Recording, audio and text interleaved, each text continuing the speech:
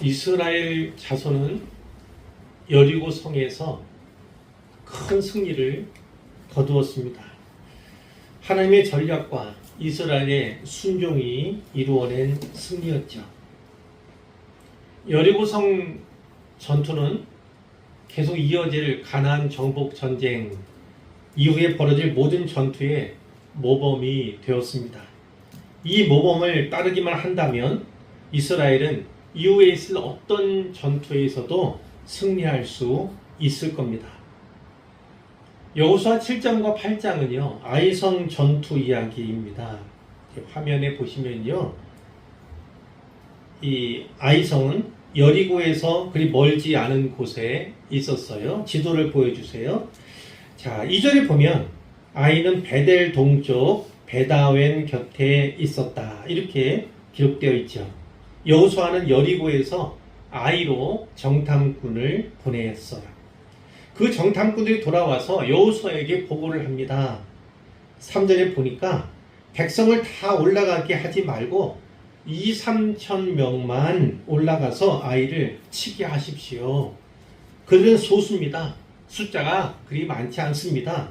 모든 백성을 그리로 보내어 수고롭게 할 필요가 없습니다. 이렇게 보고를 한 것입니다. 그들의 보고에 따르면 아이성은 여리고성에 비해 비할 바가 아니다. 이런 거겠지요. 여리고성처럼 그 성의 크기나 성벽의 견고함이 비할 바가 아니고 그 안에 있는 숫자도 인구수도 적게 보였습니다. 여리고성에서 큰 승리를 경험한 정탐꾼들의 눈에 한마디로 아이성은 아무것도 아닌 듯이 보였던 거예요. 여호수아는 이 정탐꾼들의 보고하는 말을 신뢰합니다. 그들의 말을 따라서 60만의 대군 가운데 3,000명 군사만 아이성으로 올려 보냈죠. 그런데 여리고성과는 달리 아이성 안에 당시에 몇 명 정도의 인구가 있었는가, 그것이 성경에 기록되어 있어요.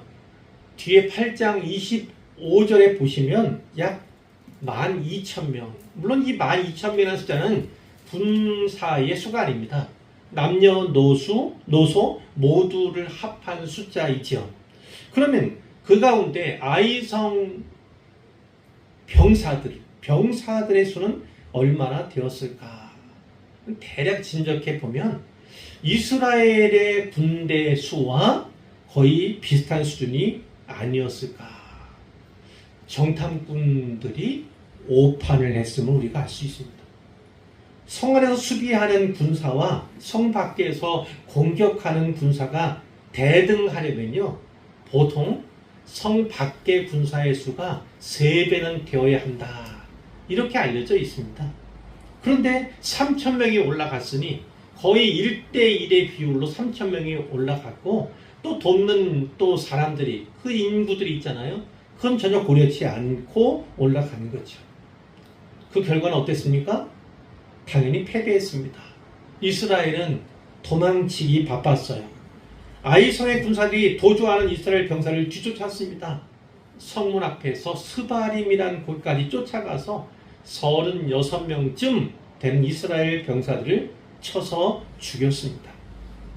이 소식을 들은 이스라엘 백성들의 마음이 어땠습니까? 5절에 보니까 백성의 마음이 녹아 물같이 되었다.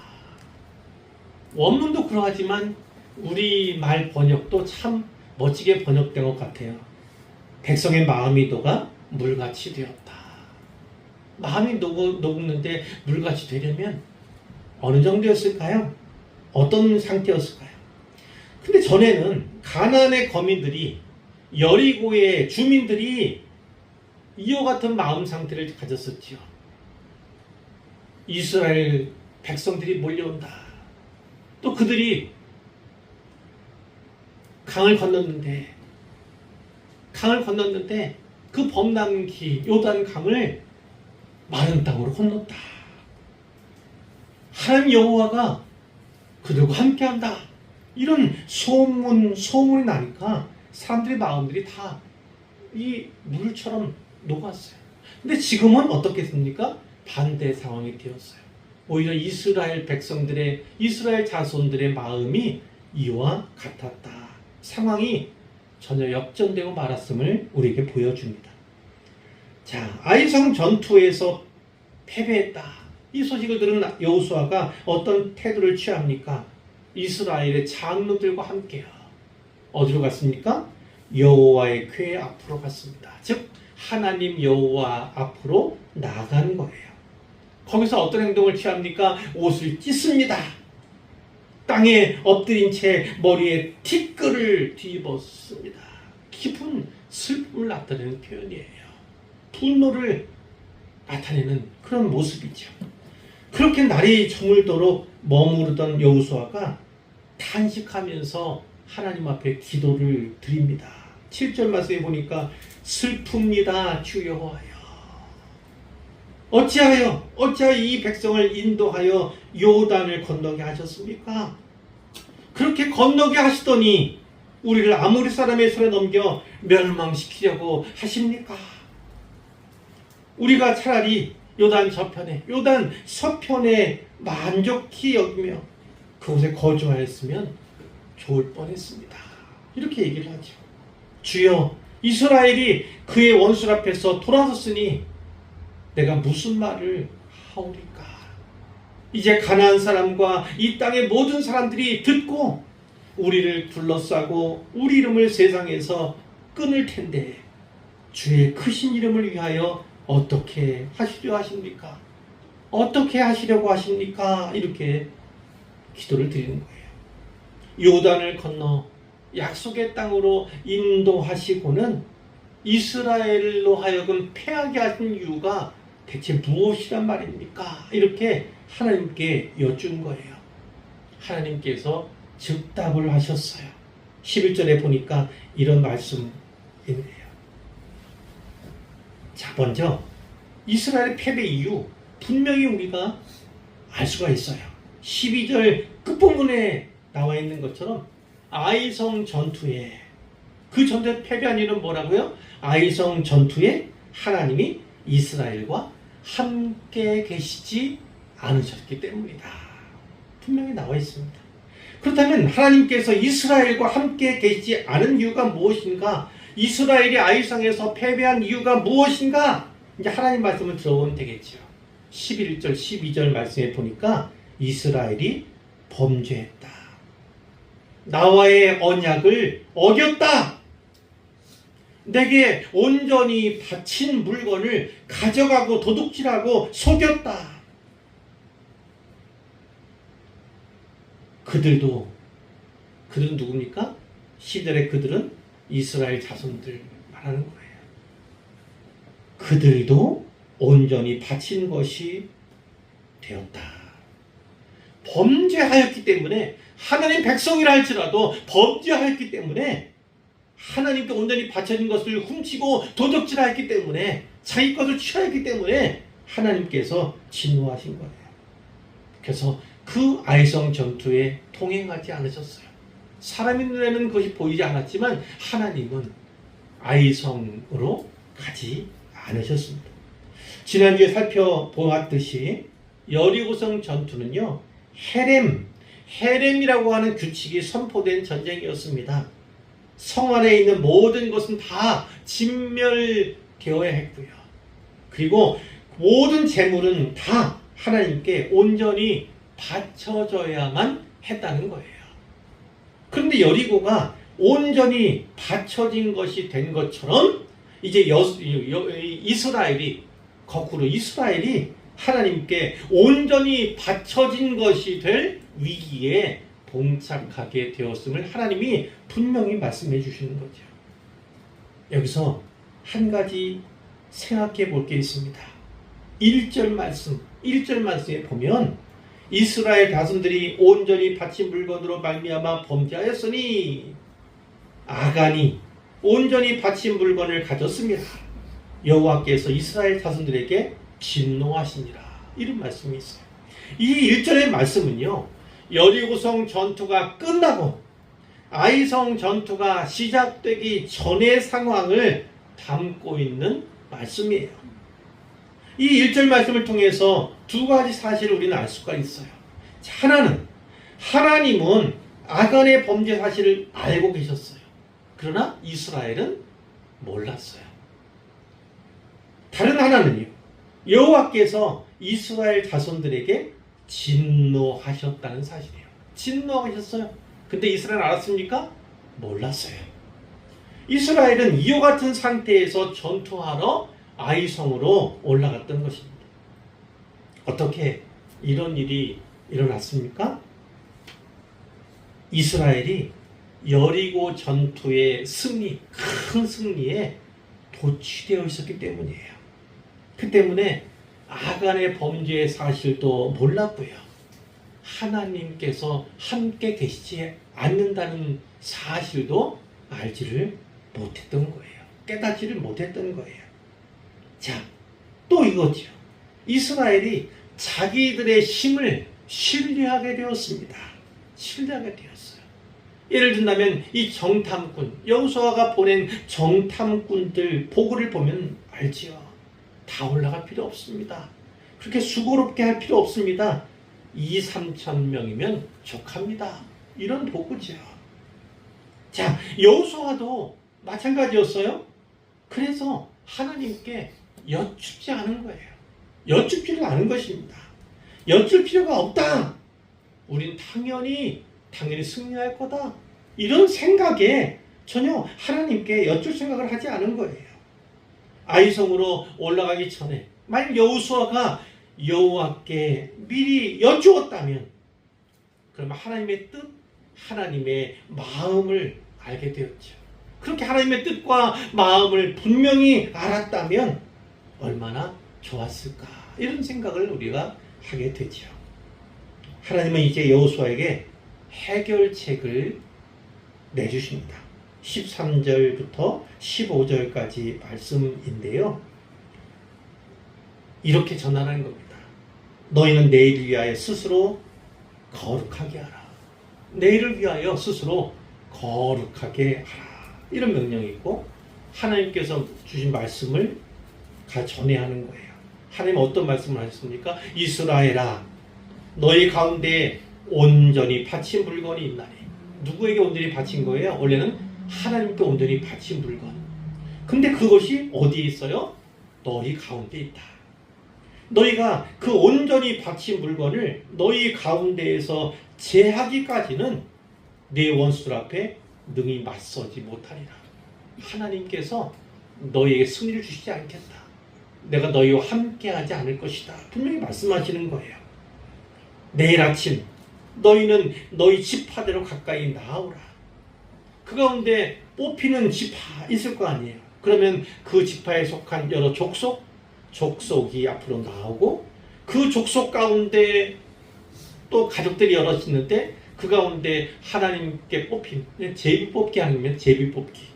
자, 가족대로 다 나올 것이고 그 뽑힌 가족은 남자들이 가까이 나오라. 그렇게 온전히 바친 물건을 가진 자를 뽑을 텐데 그 사람 어떻게 합니까? 불사르라고 합니다. 불사르라고 합니다. 그도 그렇고 그의 모든 소유를 그렇게 하라고 명령을 하죠. 그 이유는 무엇입니까? 여호와와의 언약을 어기고 이스라엘 가운데서 망령된 일을 행하였기 때문이다. 이렇게 백성들에게 전하라는 것이죠. 제비뽑기를 명하신 것이고 하나님 말씀에 따라 제비뽑기를 행하였더니 18절 끝부분에 있는 말씀처럼 누가 뽑혔습니까?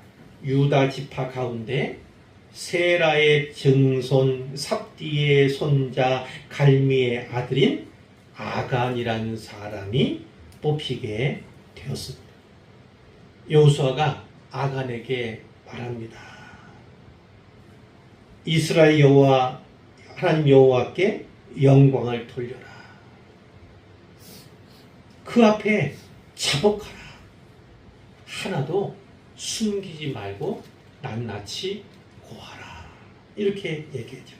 그러니까 아간이 여호수아에게 이제 답변을 하는 것입니다. 제가 하나님 여호와께 범죄했습니다. 이렇게 얘기를 하면서 어떤 내용을 합니까? 노력한 물건 중에. 근데 사실은 노력한 물건 이 자체가 틀린 거예요. 그렇죠?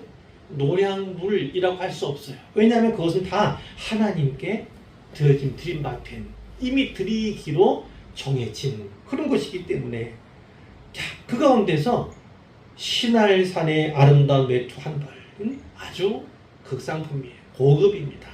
그 외투 한 벌을 훔쳤고요. 또 은 200세겔을 훔쳤고요. 금덩이 약 50세겔 되는 금덩이 하나 그것을 탐내어 가졌습니다. 그 물건들이 제 장막 가운데 땅 속에 들어있는데 은은 그 밑에 있습니다. 이렇게 얘기를 한 것이죠. 자, 훔친 물건 땅 속에 숨긴 채 사람의 눈을 속였어요. 누가요? 아간이요. 제비를 뽑아 자기 이름이 불릴 때까지도 행여나 혹시나 모든 사람을 다 속일 수 있을 거라고 생각했을지 몰라요. 그러나 그가 간과한 것이 있죠. 하나님의 눈은 결코 속일 수 없다는 것이요. 하나님께서는 이미 다 보고 계셨고 다 알고 계셨다. 1절에도 이미 나타나 있잖아요. 우리 성경에는 이 번역에 잘 나타나 있지는 않습니다. 근데 이것을 요약하면 이 아간의 말을 요약하면 이런 거예요. 제가 보았고요. 그래서 욕심을 냈고요. 제가 취했습니다. 사실 이 세 가지 동사로 본문이 이루어져 있습니다. 그런데 여기서 우리가 유념할 것이 무엇이냐면 자, 인류 최초의 범죄 바로 에덴에서 있었던 누구? 뭐 아담과 하와 나오지만 아담이 대표성을 갖고 아담의 범죄, 원죄 이렇게 얘기하지만 그 첫 번째 시작은 하와에서 시작됐잖아요. 그 하와가 뱀의 유혹을 받아서 있을 때에 어떻게 했습니까? 선악을 알게 한 나무 그 열매를 먹으면 눈이 밝아져서 네가 하나님처럼 될 거야. 그렇게 뱀이 유혹했을 때 여자가 그 나무를 보았더니 선악을 알게 하는 열매가 달린 그 나무를 보았더니 어떻게 했습니까? 먹음직도 하고 보암직도 하고 지혜롭게 할 만큼 탐스럽기도 한 나무인지라. 여자가 그 열매를 따먹고 이렇게 나오잖아요. 거기에 쓰인 동사와 동일하다는 거예요. 보았어요. 그랬더니 마음 가운데 뭐가 있었어요? 욕심이 생겼네요. 그러니까 그것을 결국은 따먹고야 말았습니다. 취하고야 말았어요. 동일한 단어를 쓰고 있으면 우리가 주목할 필요가 있는 거예요. 알 필요가 있어요. 이 본문이 무엇을 말씀하고자 하시는가? 하와가 처음 범했던 그 아담의 범죄죠. 그 인류 범죄의 최초 범죄잖아요. 그것과 이 가나안 땅에서의 첫 번째 범죄를 거의 동일선상에 놓고 대비하고 있다. 이렇게 보이는 거예요. 그만큼 이 범죄가 중하다. 첫 번째 범죄는 원죄라고 있다. 원죄. 이것은 원죄는 아니지만 그만큼 하나님께서 보시기에 크고 중한 범죄임을 분명하게 말씀해 주고 있는 거예요. 여러분, 보는 것을 주의해야 합니다. 하와도 보는 것 때문에, 아간도 본 것 때문에 범죄했어요. 보지 말아야 할 것은 보지 않는 것이 중요합니다. 보지 말라고 한 것을 보면 결국은 탐심이 일 수밖에 없고 결국은 범죄할 수밖에 없는 것이 연약한 인간이기 때문이에요. 그러니까 봐서는 안 되는 것, 그것을 보지 마시기를 바랍니다. 자, 한편 이런 생각이 들기도 해요. 아간이 범죄했는데 왜 하나님께서는 이스라엘 자손 모두에게 진노하셨는가? 이해가 잘 안 되잖아요. 그런데 우리가 주목할 것은 아간이 범한 범죄가 결코 작은 범죄가 아니었다는 거예요. 그것은 하나님의 영광을 취하는, 하나님의 영광을 가로챈 범죄예요. 하나님께서 성전 가운데에서 아무런 사람 스스로의, 이스라엘 군대 스스로의 전략이나 작전이 없었잖아요. 그냥 하나님께서 주신 기상천외한 작전에 의한 승리였거든요. 자, 그런 승리이기 때문에 하나님께 온전히 드려진 바가 된 그런 전투였던 것이고, 진면만 아니라 거기에 있는 모든 재물이 하나님께. 그리고 또 하나는 뭐가 있어요? 첫 번째 열매이기도 하잖아요. 가나안 땅에서 그 가나안 정복 전쟁 가운데 첫 번째 승리를 기념하는 것도 있는데, 이런 형태로 하나님께 영광 돌려야 하는 그 입장에서 영광을 가로챈 것이죠. 자, 이스라엘은 어찌 보면 혈연 공동체일 수 있습니다. 물론 지금도 그것을 강조하는 유대인들이 많이 있죠. 그래서 세계 어딘가에 뿔뿔이 터져 있는 디아스포라 틀이라 할지라도 지금 전쟁이 일어나니까 많은 청년들이 남녀를 막론하고 이스라엘 땅으로 몰려들고 있습니다. 자, 그와 같은 모습인데, 이스라엘은 단지 혈연 공동체로서만 중요한 것이 아닙니다. 그 가운데는 사실 여러 잡족들이 함께 이집트에서, 애굽에서 나온 그런 사례도 기록되어 있잖아요. 그들은 혈연 공동체라는 사실에 더 주목했을지 모르지만, 하나님은요, 그들을 언약 공동체로 삼기를 원하셨던 거예요. 언약 공동체로 보고 계셨다는 거예요. 그게 더 중요한 요점이었던 거죠. 그렇기 때문에 한 개인의 죄는요, 공동체의 죄일 수밖에 없었던 것입니다. 자, 고린도전서 12장 26절 27절에 보면 이런 말씀이 있잖아요. 너희는 그리스도의 몸이요 지체의 각 부분이라, 이런 말씀이 있어요. 오늘 교회도 그렇습니다. 교회도 그래요. 한 사람의 죄를 가볍게 여기면 안 됩니다. 그 한 사람의 죄는 곧 공동체의 죄가 되기 때문이죠. 적어도 하나님께서는 공동체 안에서 죄의 문제를 그렇게 언약의 관계 가운데서, 하나님과의 관계 가운데서 해결하길 원하신다. 보기를 원하신다. 그것을 우리가 살필 수 있고요. 성도 한 사람의 범죄는 결국 교회 모두에게 영향을 미칠 수 있다. 그러니까 작게 보이는 혹은 한 사람의 죄라 해도 간과해서는 안 돼요. 다만 누군가가 범죄했어요. 그렇다고 해서 비판하고 정죄만 하면 안 됩니다.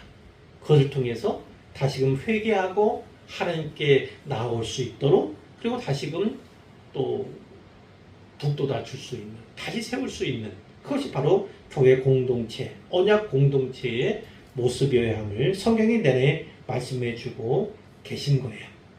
자, 여호수아가 사람을 보냅니다. 아간의 장막을 찢어서 감춘 재물들을 다 가져옵니다. 자, 아간에게는 어떠한 처벌이 따를까요? 하나님 분이 말씀하신 바가 있지만 24절에 보니까 어떻게 했습니까?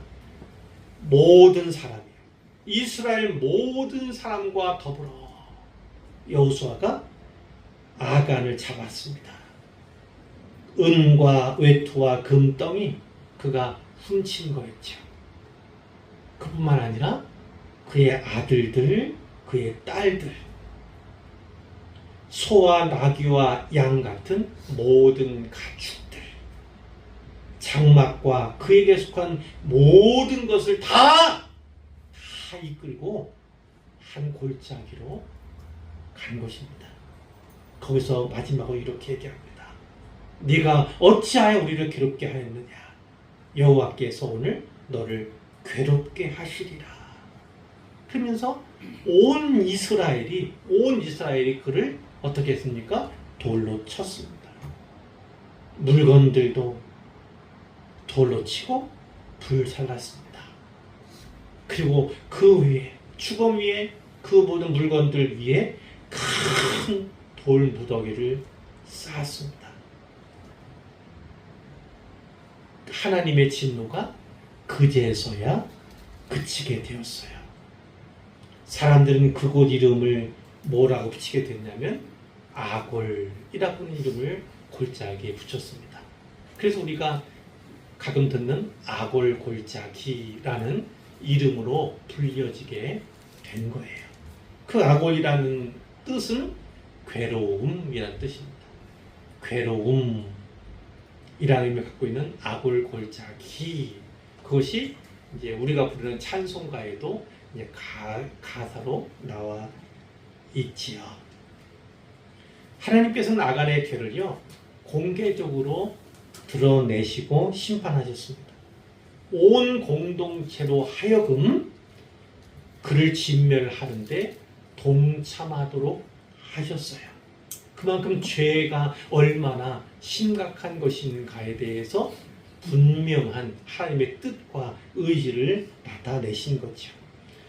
이 아간의 범죄는요, 신약 초대교회의 아나니아와 삽비라의 범죄를 연상케 하지 않습니까? 이들도 아간처럼 하나님을 속였고 교회 공동체의 순결을 더럽혔기 때문에 큰 심판을 받았음을 우리가 본 거죠. 이 아나니아와 삽비라도 구약의 아간도 하나님께서는 본보기로 삼으셨다, 이렇게 볼 수가 있어요. 자, 이제 결론입니다. 결론이에요. 뭐 여러 가지를 이야기할 수 있지만 저는 크게 두 가지만 말씀드리고자 합니다. 첫 번째, 하나님께서 이 아이성 전투를 통해서 어떤 교훈을 이스라엘에게 주기를 원하시는가? 또 나아가 오늘 우리에게 어떤 교훈을 주기 원하시는가? 바로 이겁니다. 승리의 비결은 순종이답니다. 승리하려면 순종해야 한다. 순종만이 유일한 승리의 조건이다, 이렇게 말씀하신 거예요. 우리가 전에 살폈던 것처럼 여리고성에서는 하나님 어떠한 교훈을 주셨습니까? 순종하기만 하는 겁니다. 기상천외한 우리의 상식과 우리의 지식과 우리의 경험을 뛰어넘은 기상천외한 전략을 하나님께서 내셨잖아요. 그 성을 하루에 한 바퀴씩 돌아라. 마지막 날에 7바퀴 돌고, 그리고 긴 나팔 소리가 울려 퍼질 때 너희가 함께 큰 함성을 불어라, 질러라. 그러면 성이 무너질 것이다. 기상천외한 전략을 줬는데 중요한 건 그들이 순종했다는 거예요. 모두가 다 순종했어요. 그랬더니 그 견고한 성벽을 자랑하던 난공불락의 요새였던 여리고성이요, 그냥 무너져 내렸지 않습니까? 쳐들어가서 그들을 진멸하기만 되었던 거예요. 큰 승리를 거두었죠. 순종 때문이에요. 그런데 아이성, 물론 전에는 제가 이렇게도 설교했을 거예요. 여리고성은 큰 성이지만 아리고성은 작은 성이다.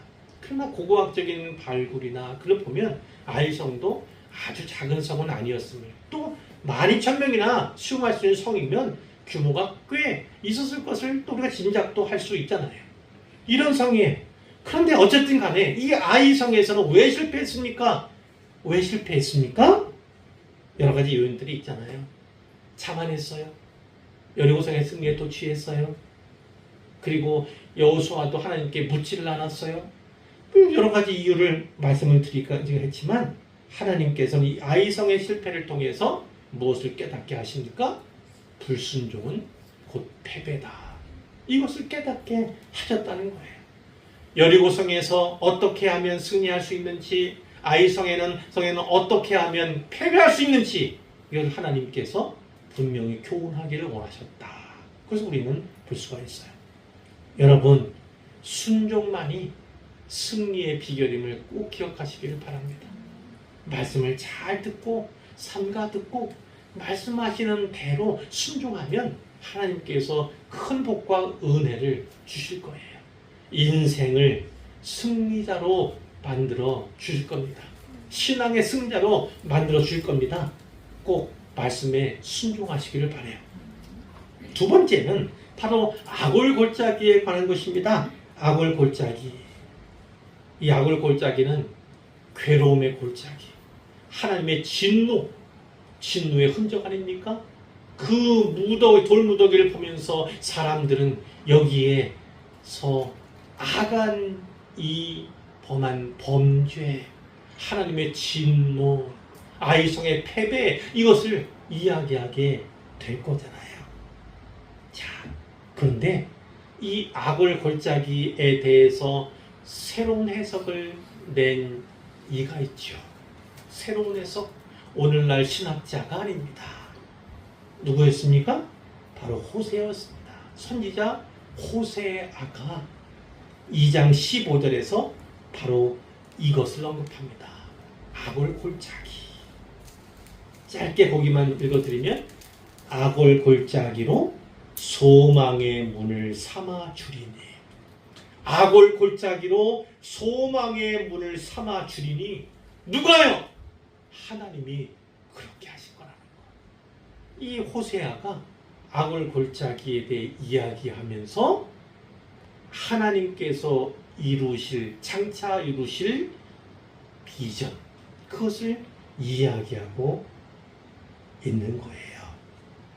어떤 차원이랄까요? 짧게 얘기하면 아간이 도리어 온전히 하나님께 바쳐진 바가 되었어요.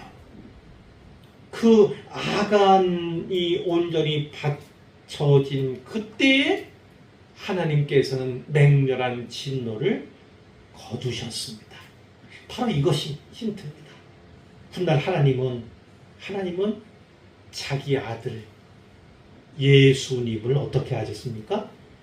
골고다에서 대속의 제물로 내어 주셨어요. 아골의 돌 무더기처럼 골고다의 십자가 역시도요, 인류의 죄를 제거하고 그 죄를 대신하여 자기 백성을 구속하신 하나님의 은총을, 그분의 큰 은혜를 증거한다. 우리는 이렇게 볼 수가 있습니다. 찬송가 323장 부름받아 나선 이 몸의 가사를 잘 아실 겁니다. 그 2절은 이렇게 시작하죠. 아골골짝 빈들에도 복음 들고 가오리다. 아골골짝 빈들에도 복음 들고 가오리다. 아골골짝은 어떤 곳이라고요? 괴로움의 골짜기. 그곳은 하나님의 진노의 골짜기입니다. 죽음의 골짜기예요. 그러나 그 골짜기에 살고 있는 어느 누구를 할지라도 인생의 괴로움 가운데서 신음하건 그렇게 살아가다가 결국은 죽을 수밖에 없는 인생이라도 그들이 살고 있는 아골골짝과 같은, 빈들과도 같은 그곳으로 복음을 안고 가야 한다는 것입니다. 이미 많은 선교사들이 그렇게 사역하고 있고, 많은 성도와 많은 교회들이 그들을 위해 기도하며 그들을 후원하고 있습니다. 뭐 큰 발자취는 아니라 할지라도 우리도 역시나 동역하고 있는 그런 모습이지요.